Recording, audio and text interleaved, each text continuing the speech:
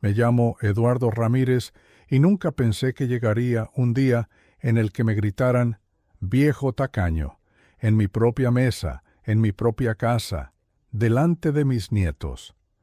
Fueron palabras que me atravesaron como un cuchillo, más profundas que cualquier herida de trabajo, más dolorosas que las veces que me partí la espalda cargando ladrillos bajo el sol. Imagínate la escena.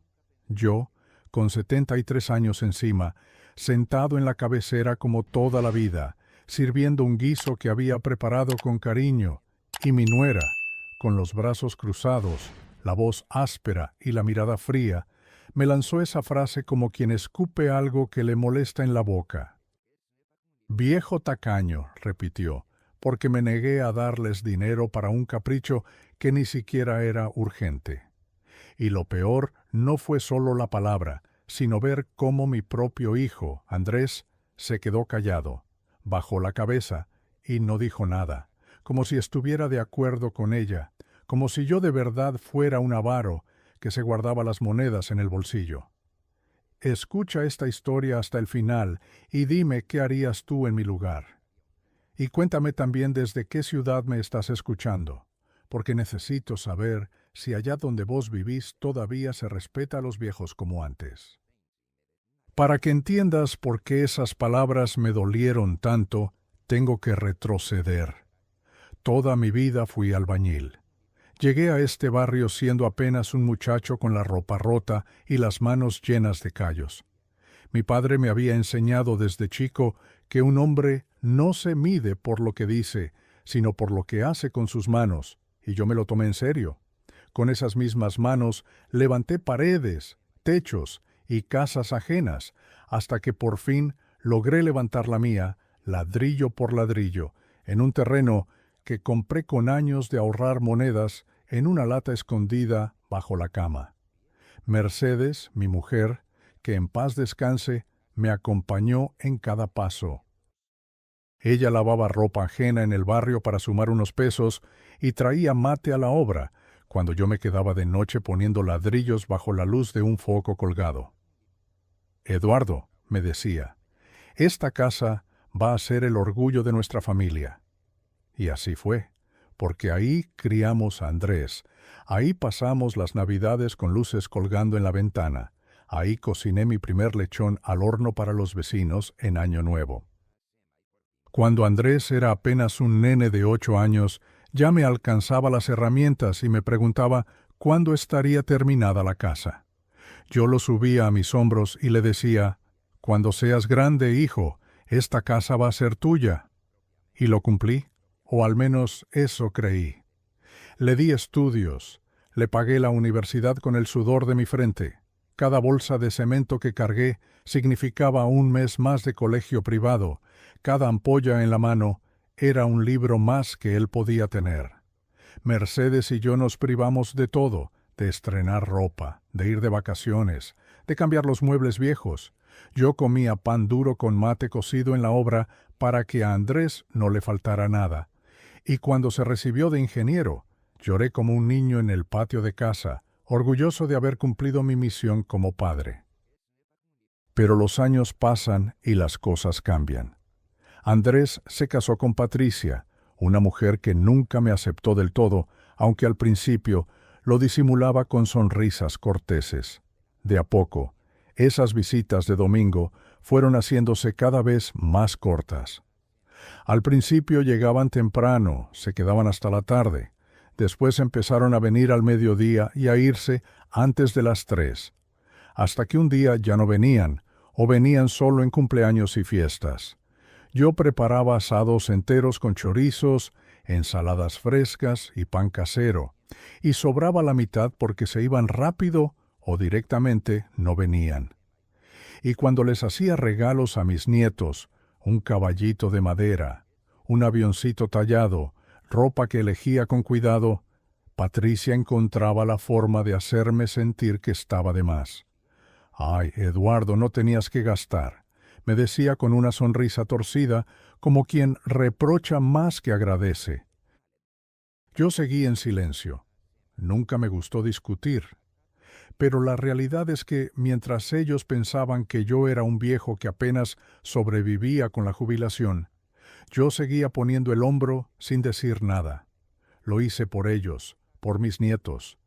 Nadie sabe, porque nunca lo conté, que yo mismo iba todos los meses a la empresa de luz a pagar la boleta de Andrés, que yo cubría el agua y hasta el colegio privado de los chicos. Lo hacía en silencio, con el dinero que había guardado de años de trabajo, porque pensaba que así mi hijo podía tener una vida más tranquila, que así mi nuera estaría más relajada y que mis nietos tendrían lo que necesitaban. Yo no quería reconocimiento ni aplausos, solo que mi familia estuviera bien. Por eso, aquella tarde, cuando me dijeron viejo tacaño, sentí que me habían escupido en la cara sin saber que detrás de ellos, en el cajón de mi cuarto, estaban los recibos de cada factura que yo mismo había pagado en secreto. Esa noche no pude dormir. Caminé por la casa como un alma en pena, mirando las fotos viejas colgadas en las paredes, recordando a Mercedes y preguntándome qué habría pensado ella si estuviera viva. ¿Qué diría al ver a su hijo permitir que me faltaran el respeto así?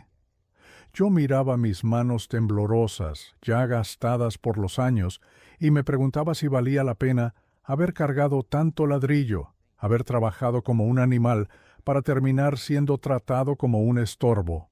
Y entonces, en ese silencio, tomé una decisión que cambiaría todo. Porque una cosa es que te ignoren, otra que te traten como si fueras invisible, pero que encima te humillen delante de tus nietos llamándote viejo tacaño, cuando sos vos quien está pagando todo en secreto. Eso no se perdona tan fácil. Al día siguiente me levanté más temprano de lo normal, antes de que saliera el sol, y me senté en la mesa de la cocina con un cuaderno viejo que había guardado desde que Mercedes aún vivía. Ese cuaderno estaba lleno de cuentas, de apuntes de trabajos, de gastos de la casa. Lo abrí y empecé a anotar uno por uno todos los pagos que había hecho en silencio durante los últimos años.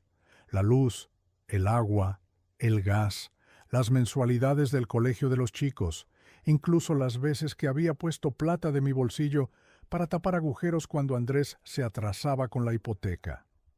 Me temblaban las manos, pero no de cansancio, sino de rabia contenida.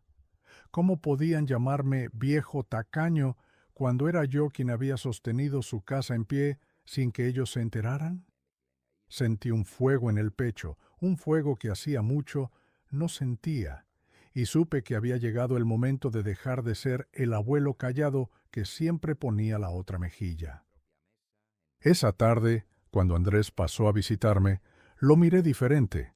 Él hablaba de su trabajo, de lo difícil que estaba todo, de los gastos que no paraban de crecer, y yo lo escuchaba en silencio, con un nudo en la garganta. Quise decirle en ese momento, hijo, ¿sabes quién paga la luz que usás para ver televisión? ¿Sabes quién cubre la matrícula de tus hijos? Pero no lo dije, number. Porque dentro mío algo me decía que no era el momento de confesar, sino de actuar.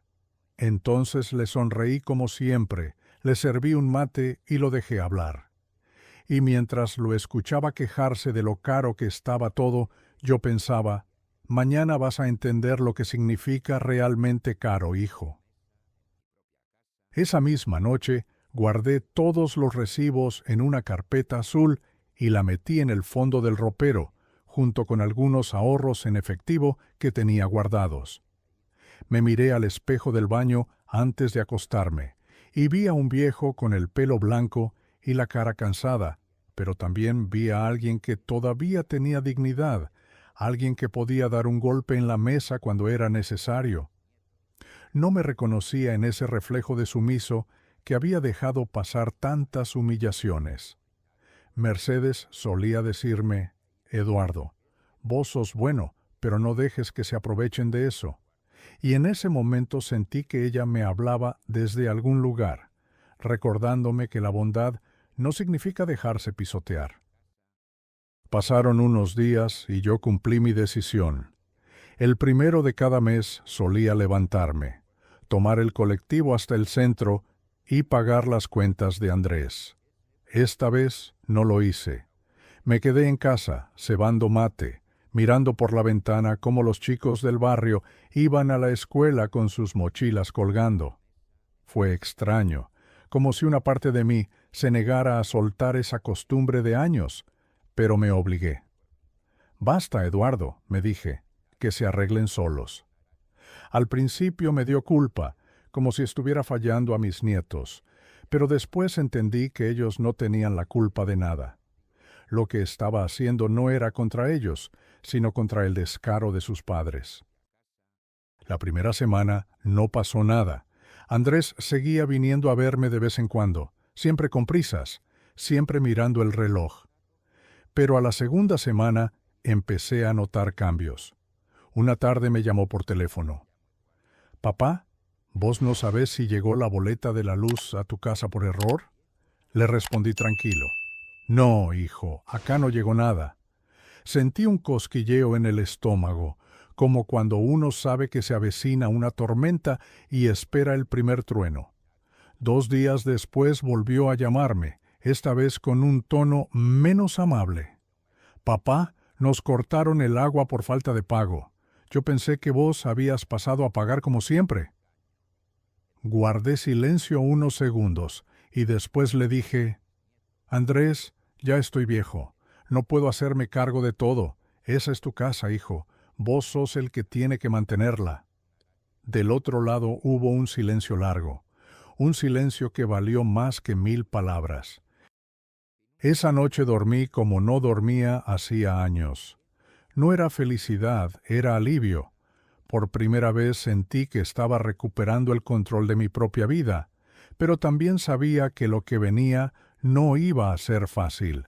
Conocía a mi hijo y a Patricia, no se iban a quedar de brazos cruzados, y yo, Eduardo Ramírez, estaba a punto de enfrentar una tormenta que llevaba demasiado tiempo acumulándose en silencio. La tercera semana fue la más dura, porque empezaron los golpes directos, las llamadas cargadas de reproches y las visitas incómodas. Una tarde, Patricia apareció en mi puerta con los brazos cruzados y la cara roja de rabia. «Don Eduardo, ¿qué está pasando? ¿Acaso ya no quiere a sus nietos?». Se quedaron sin luz 2 noches seguidas. Los chicos no pudieron hacer la tarea y Andrés tuvo que pedir prestado para pagar la deuda. «¿Usted cree que eso es justo?». La escuché con calma, sin levantar la voz, aunque por dentro me hervía la sangre. La miré fijo a los ojos y le dije: «Justo no es que me llamen tacaño cuando llevo años pagando lo que ustedes ni se imaginan». Se quedó dura, sin palabras, y en vez de responderme, dio media vuelta y se fue con un portazo que hizo temblar los vidrios. Supe en ese momento que la verdad ya había empezado a salir a la superficie, aunque todavía no con todas sus letras. A los pocos días vino Andrés, más nervioso que nunca. Se sentó frente a mí en la cocina, con la misma mesa de pino donde de chico hacía los deberes, y me dijo: «Papá, yo necesito saber la verdad. ¿Vos estabas pagando nuestras cuentas todo este tiempo?». Su voz no era de enojo, era de miedo, de alguien que de pronto se dio cuenta de que vivía en una mentira.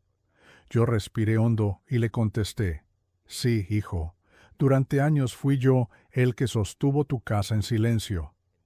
No lo hice por vos ni por tu mujer, lo hice por mis nietos, y nunca te lo conté porque pensé que un día ibas a valorar a tu viejo por lo que era, no por lo que tenía». Andrés bajó la cabeza, y en ese instante lo vi otra vez, como cuando era un niño que había roto un vaso y esperaba un reto. «Papá, yo no lo sabía», murmuró. Yo lo miré con tristeza y le respondí: «El problema no es que no lo sabías, Andrés. El problema es que nunca te importó preguntar». La tensión creció en la casa de ellos como maleza en verano. Los vecinos me contaban que las peleas se escuchaban por la ventana. Patricia lo acusaba de ser un inútil, de no poder mantener a su familia, de haber dependido de un viejo. Andrés, por su parte, trataba de defenderse, pero se notaba que la vergüenza lo carcomía por dentro. Una tarde mi compadre Raúl me dijo en la esquina: «Eduardo, tu hijo anda con la cara desencajada, parece que no durmiera hace semanas. La gente comenta que ya no saben cómo pagar el colegio de los chicos». Yo asentí en silencio, aunque por dentro tenía un torbellino de emociones. No quería que mis nietos sufrieran, pero también sabía que si seguía cubriéndolos de todo, nunca iban a aprender lo que era hacerse cargo. Fue entonces cuando tomé una decisión todavía más firme. No solo iba a dejar de pagar, sino que iba a guardar cada recibo viejo como prueba de todo lo que había hecho en silencio.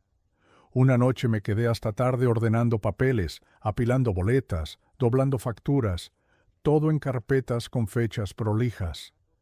Mientras lo hacía, me sentía como un soldado que prepara sus armas antes de la batalla.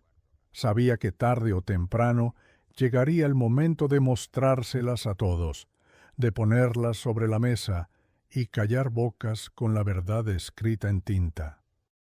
Y ese momento llegó más rápido de lo que pensaba.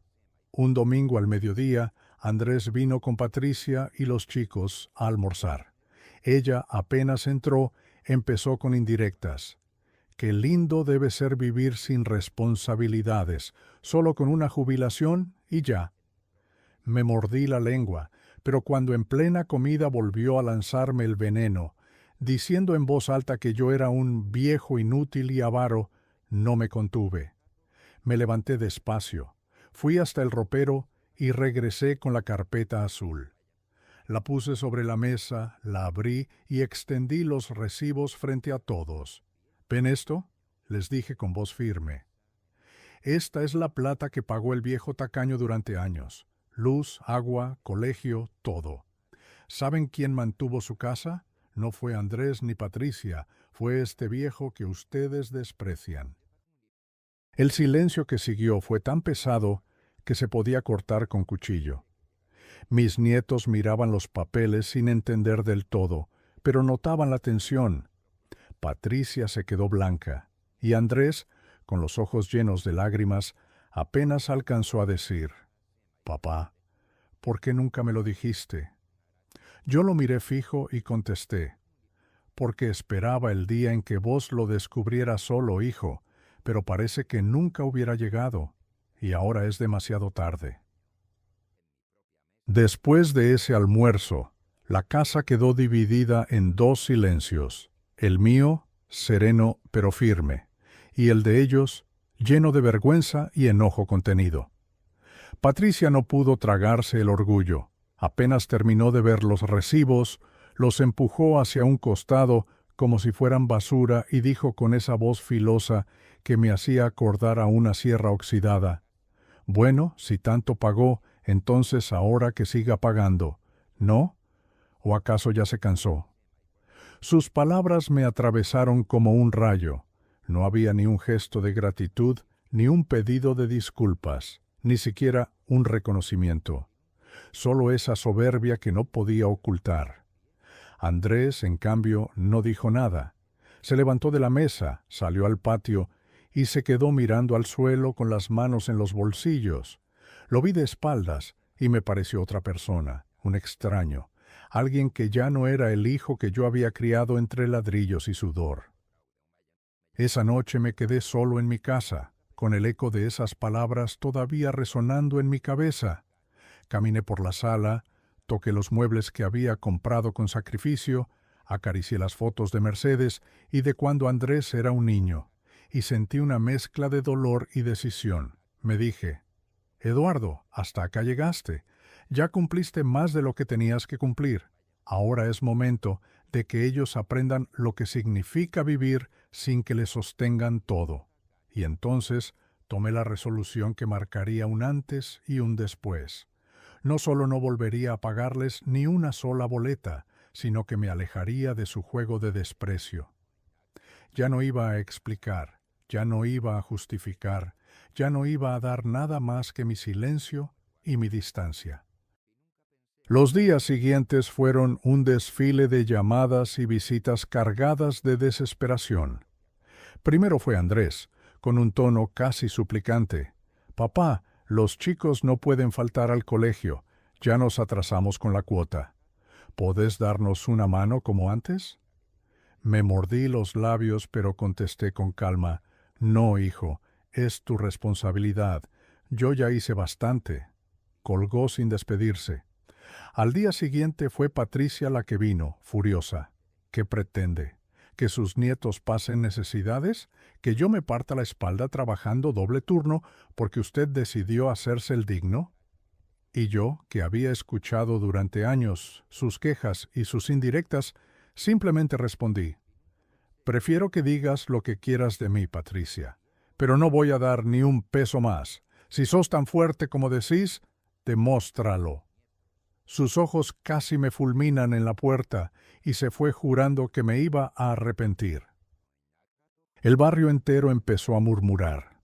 Las noticias vuelan rápido cuando una familia se quiebra. En la verdulería, la gente me miraba con curiosidad y en la carnicería alguno me daba una palmada en la espalda. «Eduardo, usted hizo lo que tenía que hacer. Nadie puede obligarlo a sostener vagos». Pero yo no lo hacía por orgullo ni por venganza. Lo hacía porque había entendido, al fin, que si seguía poniendo la otra mejilla, me iban a borrar como persona. Y Mercedes siempre me decía que un hombre puede ser humilde, pero nunca humillado. Esas palabras eran mi escudo. A la cuarta semana, la desesperación de Andrés llegó al límite. Una tarde golpeó la puerta tan fuerte que pensé que la iba a tirar abajo. Cuando abrí, lo encontré con la camisa arrugada, la cara desencajada y los ojos enrojecidos. «Papá, ya no puedo más. Me cortaron el gas, debo 2 meses de colegio y Patricia me amenaza con irse con los chicos a lo de sus padres. Decime la verdad. ¿Por qué me haces esto?» Me quedé mirándolo y por primera vez en mucho tiempo hablé con toda la crudeza que tenía dentro. «Porque necesitas aprender lo que es ser hombre, Andrés. Porque confundiste mi bondad con obligación. Porque me gritaste viejo tacaño sin saber que gracias a este viejo tu casa tenía luz y tus hijos estudiaban. Y porque ya es hora de que entiendas que la dignidad no se compra ni se mendiga. O te levantás vos mismo o seguís cayendo. Pero yo ya no te voy a sostener». Andrés no dijo nada más. Bajó la cabeza, como cuando era chico, y se daba cuenta de que había hecho una macana.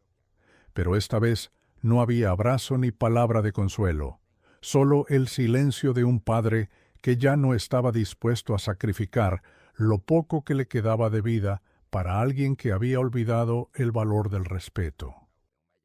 Esa noche, después de la visita de Andrés, me quedé largo rato sentado en la penumbra del comedor, con la lámpara apagada y solo el brillo tenue de la calle entrando por la ventana. El silencio era pesado, pero a la vez liberador. Por primera vez en años no sentía esa obligación de estar siempre pendiente, siempre dispuesto a cubrir lo que a ellos les faltaba. Tenía un dolor profundo en el pecho, claro que sí, porque ningún padre sueña con ver a su hijo derrotado, con oírlo suplicar. Pero al mismo tiempo había una voz dentro mío que me repetía: «Eduardo, ya cumpliste. Ahora es él quien tiene que caminar solo». Esa mezcla rara de tristeza y alivio me hizo dormir como no dormía hacía tiempo, aunque desperté varias veces, recordando la cara desencajada de mi hijo en la puerta. Al día siguiente, los vecinos ya sabían todo. Doña Marta, la del almacén de la esquina, me paró cuando fui a comprar pan. «Don Eduardo, dicen que su hijo anda pidiendo fiado porque no llega a fin de mes, y que su nuera anda hablando pestes de usted por el barrio». Yo la miré con calma y respondí: «Que hable lo que quiera, Marta. La lengua no cuesta nada, pero las acciones sí». Ella me apretó la mano y me dijo bajito: «Usted hizo lo correcto, no se deje pisotear». Esas palabras me acompañaron toda la mañana como un bálsamo. Sentí que no estaba tan solo como creía, que todavía había gente que entendía lo que significa dignidad. Los días fueron pasando y las noticias se repetían como un eco. Que el colegio de los chicos mandó una carta por falta de pago, que la compañía de electricidad volvió a cortarles la luz, que Patricia se quejaba en voz alta diciendo que estaba cansada de vivir como pobre. Yo escuchaba todo con el corazón encogido, porque pensaba en mis nietos, en esas criaturas que no tenían la culpa de nada. Más de una vez estuve tentado de ir en secreto otra vez y pagarles al menos el colegio. Pero me detenía a tiempo, recordando el insulto, recordando cómo me habían llamado viejo tacaño en mi propia mesa. No, ya no. Si yo cedía ahora, todo volvería a lo mismo, y ellos jamás aprenderían. Un domingo, después de misa, me crucé con el padre Ignacio en la salida de la iglesia. Me puso la mano en el hombro y me dijo: «Eduardo, te vi rezar con lágrimas en los ojos. Dios sabe lo que cargas, hijo. No confundas la culpa con el amor. A veces amar también significa soltar». Esas palabras me golpearon fuerte, porque era cierto. Yo seguía confundiendo el amor con esa necesidad de salvarlos de todo. Y a veces, salvar también es permitir que el otro se enfrente a su propia realidad. La gota que rebalsó el vaso llegó a la 5ª semana.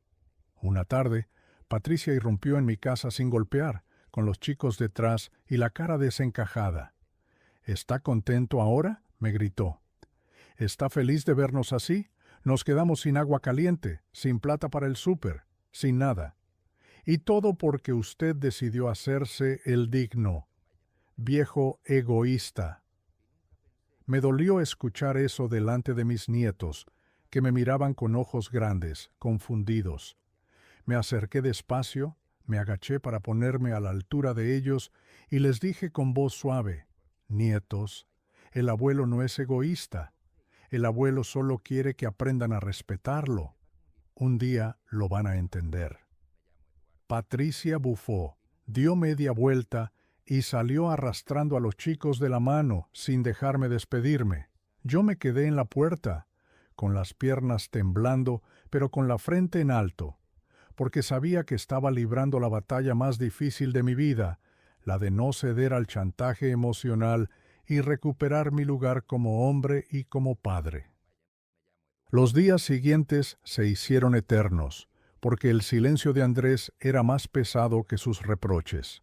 No llamó, no apareció, no mandó siquiera un mensaje. Yo sabía que estaba hundido hasta el cuello en deudas y que Patricia no se lo hacía fácil, porque los rumores corrían por todo el barrio como pólvora. La señora de la panadería me contó que lo vio discutiendo en la vereda, que Patricia le gritaba a los 4 vientos: «Si tu padre hubiera seguido pagando como siempre, no estaríamos así».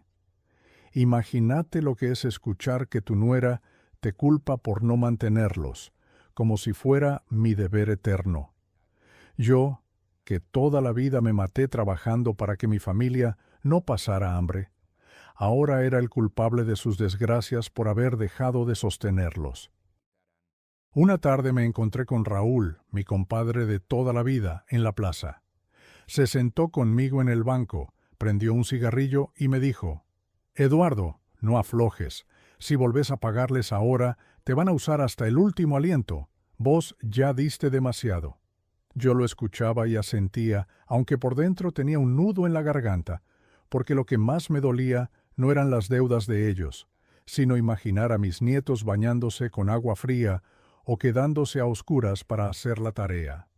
Esa imagen me perseguía en las noches como un castigo, pero cada vez que estaba a punto de ceder, volví a escuchar en mi memoria el insulto, el viejo tacaño, escupido en mi propia mesa, y me repetía a mí mismo: «No, Eduardo, ya no».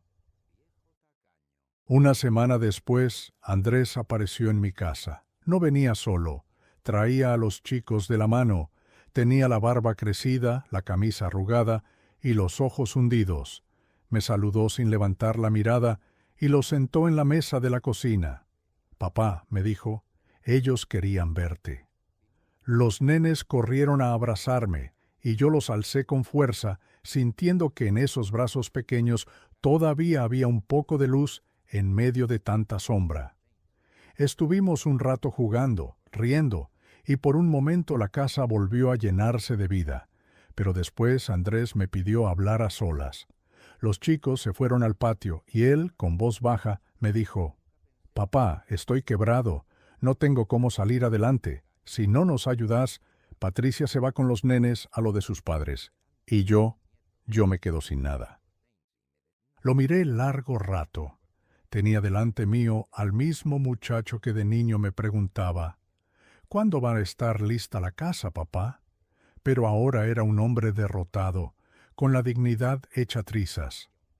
Me dolió en lo más hondo, pero también entendí que ese era el precio de sus decisiones. «Andrés», le dije con calma, «vos confundiste mi silencio con obligación. Te acostumbraste a que yo cubriera todo. Pero eso ya terminó.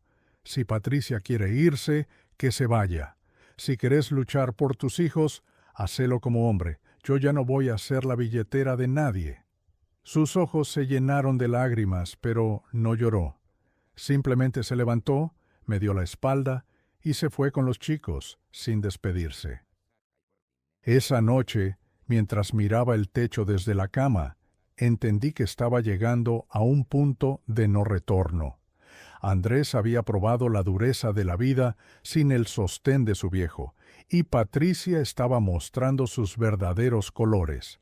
Yo sabía que el desenlace estaba cerca, y que cuando llegara no habría marcha atrás. Pasaron unos días en los que no tuve noticias de Andrés. El silencio era tan espeso que hasta el aire de mi casa se sentía distinto, como si faltara algo, como si el eco de aquellas visitas rápidas y los gritos de Patricia hubieran dejado un vacío raro. Pero ese silencio también me dio tiempo para pensar, para repasar mi vida entera. Me acordé de cuando llegué a la ciudad con Mercedes, de cuando apenas teníamos unas monedas y dormíamos en un cuartito prestado.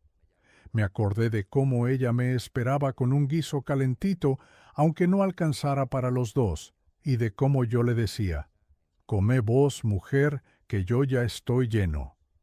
Y ahora, a mis 73 años, sentado en la misma mesa que construí con mis propias manos, me encontraba solo, enfrentando la ingratitud de quienes deberían haber sido mi sostén en la vejez.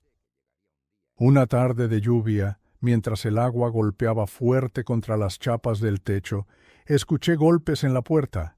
Era mi nieta mayor, empapada, con una mochila colgada. Tenía apenas 12 años, pero sus ojos parecían más viejos.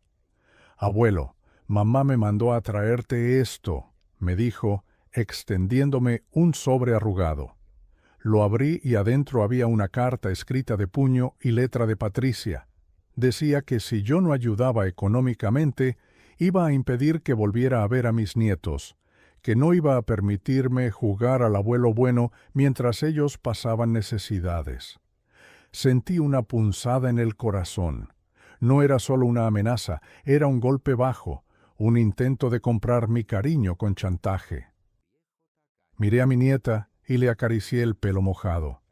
«Decile a tu mamá que el cariño no se compra con plata, mi amor, y vos no te preocupes, porque el abuelo siempre va a estar para vos, aunque ellos digan lo contrario».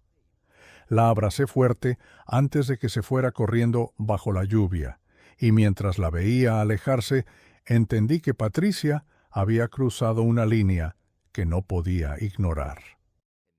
Al día siguiente, Andrés apareció con el rostro desencajado. No vino a pedirme plata, vino a gritar, «¿Qué ganas con todo esto, papá? Estás destruyendo a tu familia. Si no querés ayudarnos, decilo de frente, pero no nos hagas sufrir». Sus palabras fueron como ladrillazos, pero yo me mantuve firme.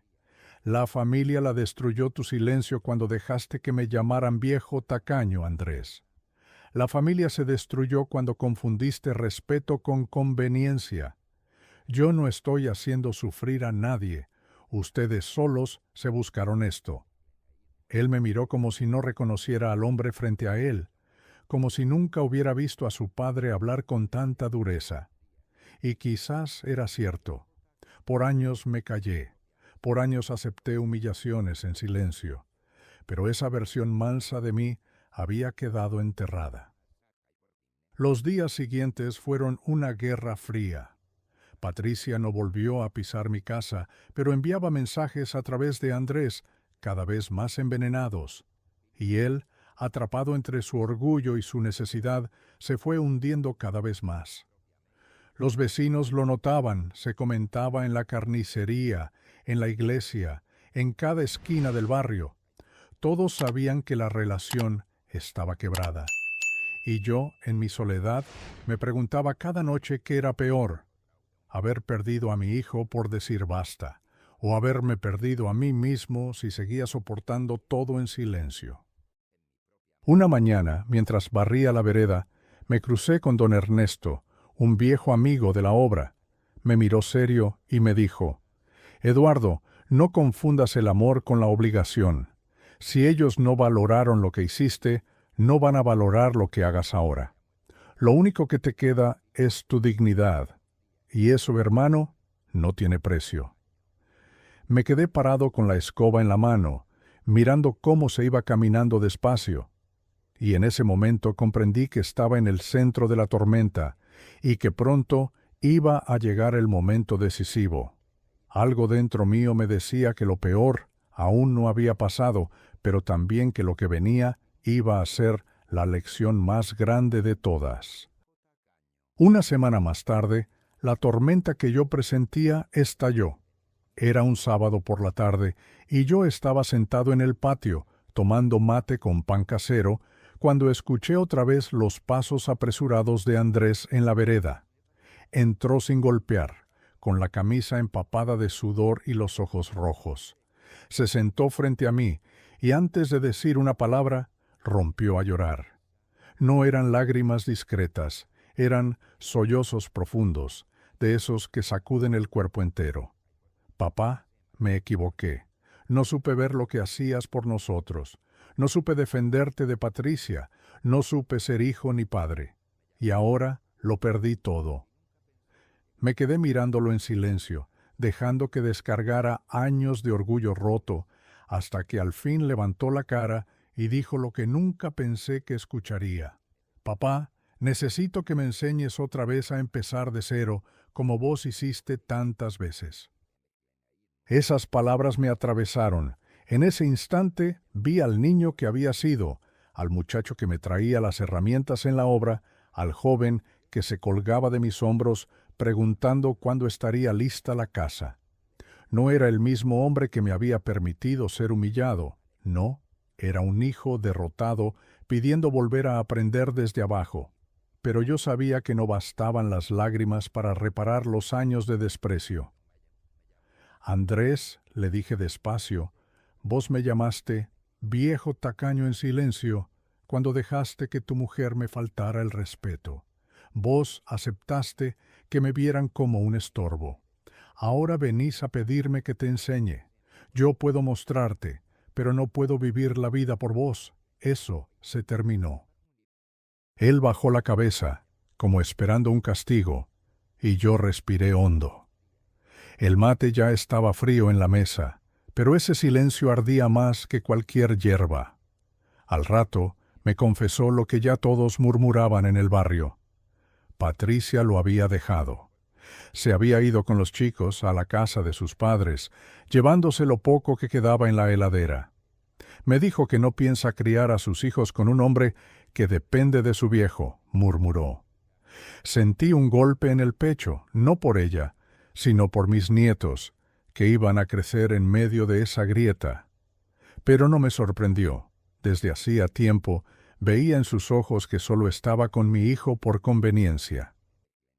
Andrés me pidió quedarse esa noche en mi casa, aunque fuera en el sillón del living. Acepté en silencio, porque aunque mi corazón estaba herido, seguía siendo su padre. Mientras él dormía con la respiración pesada, yo me quedé despierto mirando el techo, pensando en Mercedes.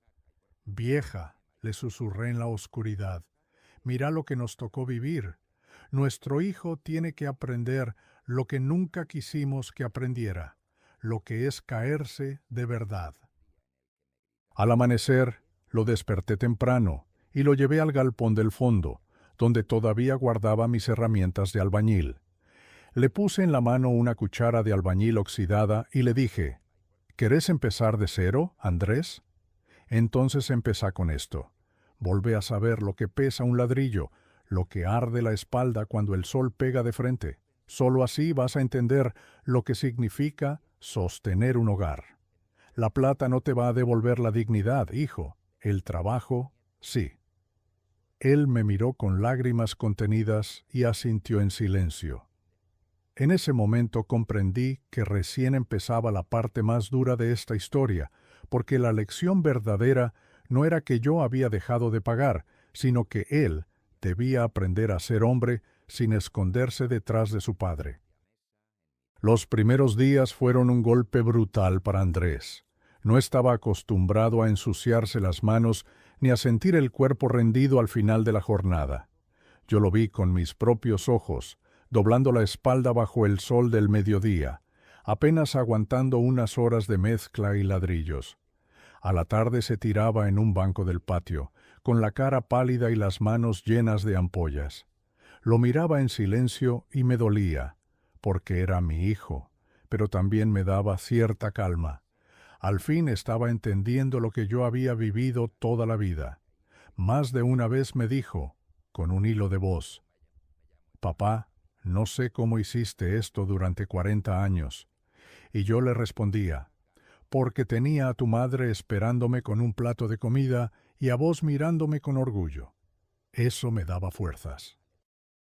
Mientras tanto, Patricia no tardó en mostrar su verdadero rostro en el barrio. Los vecinos contaban que hablaba pestes de mí, que decía que yo era el culpable de su miseria, que era un viejo rencoroso que se vengaba de su familia. A mí esas palabras ya no me herían, porque entendía que venían de su rabia, de su incapacidad de aceptar que había perdido el confort que yo sostenía en silencio. Lo único que me dolía era que mis nietos escucharan esas cosas. A veces me preguntaba si cuando fueran grandes me verían como el abuelo que los quiso, o como el viejo que los dejó pasar necesidades. Y esa duda me atravesaba las noches como un cuchillo. Una tarde, mientras Andrés y yo trabajábamos en el patio reparando una pared vieja, él se detuvo, dejó caer la cuchara y me dijo entre lágrimas, «Papá, yo fallé. Dejé que Patricia me convenciera de que vos eras un estorbo. Permití que te humillara en tu propia mesa. Y lo peor es que me callé, como un cobarde». Sus palabras me hicieron temblar por dentro, porque era la primera vez que lo escuchaba reconocerlo con todas las letras. Me acerqué, le puse una mano en el hombro y le dije, «El silencio duele más que el insulto, hijo, pero todavía estás a tiempo de recuperar lo que perdiste. No conmigo, sino con vos mismo. Yo no voy a estar siempre, y cuando ya no esté, lo único que te va a sostener es la dignidad». Andrés lloró como aquel niño que alguna vez se lastimó en la obra y vino a buscar refugio en mis brazos. Y en ese momento entendí algo que me estremeció. Tal vez la vida había tenido que sacudirlo de la forma más dura, para que al fin entendiera lo que significa ser hombre.